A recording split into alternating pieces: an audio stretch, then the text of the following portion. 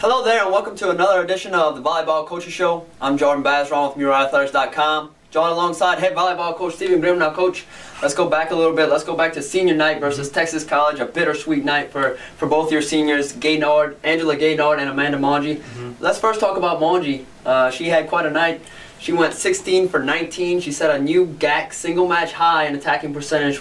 She had an .842 attacking percentage. Can you talk about Monge's night? Well, I mean, she's already high on emotions anyway from just being a senior night and wanting to end with the bang. And then, you know, our defense did a really good job of getting the balls to Taylor, and Taylor just fed her, and she just kept putting the ball away. I mean, she was just she's been in the zone for the last few weeks, but she was really in the zone that night. And of course, with the emotions from senior night, I think that amplified it a little bit. Now, I don't want to forget about Gaynard because she had some good statistics in that match as well, and a lot of Gaynard's contributions, I guess, come from the sidelines, and she's really positive with her team. Can you again tell us how important she is, I guess, off the court and as a leader? Well, I mean, off the court, she's just Miss Positivity. She does a really good job of making sure the kids are always up and staying in the game and always encourage them when they're having bad days and things of that nature. She's been a true leader for us. As far as on the court, I thought she did really well attacking and doing things. She didn't get many kills that night, but she did just help us spread the floor out a little bit to let Monge and some other girls get some kills away. She had some really good shots. They just got up. It was just amazing. Like, oh wow, Angela's got a good kill here, and then they get a ball up. So, and then on top of that, she served really well on top of that. Until the last set, we were doing some mixing up on lineups and things. So, I think both of them had a really good night, a night that they will remember for the rest of their lives. Now let's go into Saturday. You guys went into Grambling.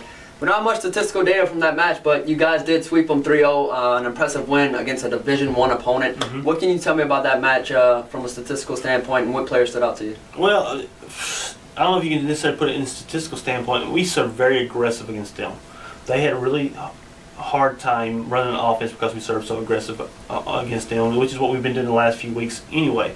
And then that allowed our defense to get involved. We had a ton of blocks in that game. Not only blocks that count in the statistical standpoint, but also touches on balls, which made our defense a whole lot easier so we can run offense. We had numerous people with kills, and it allowed us to play some people off the bench and get some working time in to go into Tuesday against Monticello. So it was a really good match, a more challenging match than we had on Thursday to really help us work on things to get ready for Monticello. Yeah, speaking of Monticello, you guys go there tomorrow, a big conference match, not only for just a win for you guys would increase confidence, obviously, but going into the seeding into the match with the GAC tournament coming up. But against Monticello in the first match, they were really high on keeping teams to low hitting percentages, and they were first in the conference at that point. I'm not sure whether they are now, but you guys hit 266 against them, which was almost double what they previously allowed. And so I guess, what do you see going into tomorrow's match? Do you anticipate the same game plan as the first time?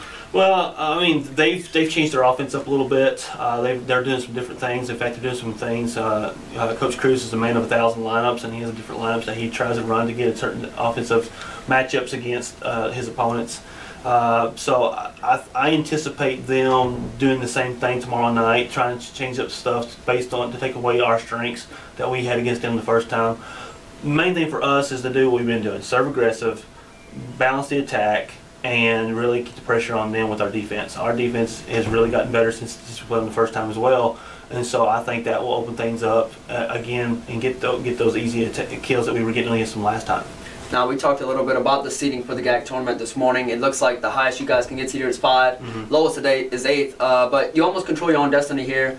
You win both of your matches, you're guaranteed a 6th seed. So I guess, what kind of approach do you take to your team with the tournament coming up and with just 2 games left, and you know you have 3 other teams that can possibly shift the whole tournament around? What kind of approach do you take to your team? What do you tell your team about these upcoming matches? Well, I mean, the kids look at the standings just like we do. I mean, they know the situation and know things that's involved. What we tell them is, all you can take care of is what your next opponent's like. So our next opponent is Monticello. All you can do is one point at a time, one set at a time, to take care of Monticello.